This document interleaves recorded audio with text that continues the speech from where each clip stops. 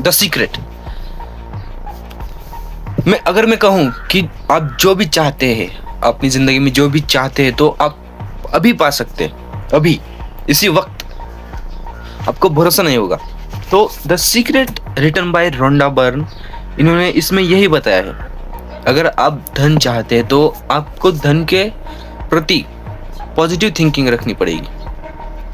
आपको विचार करना पड़ेगा कि आपके पास इतने इतने पैसे हैं। अगर आपके पास 10,000 आपको चाहिए, तो आप ये नहीं बोल सकते कि मुझे 10,000 रुपये चाहिए, मुझे अगर मेरे पास 10,000 रुपये होंगे तो, ऐसा नहीं बोलना है।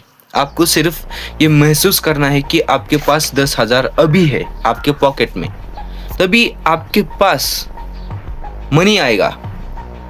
2 या 3 दिन में डायरेक्टली आपके अकाउंट में ट्रांसफ़र होगा।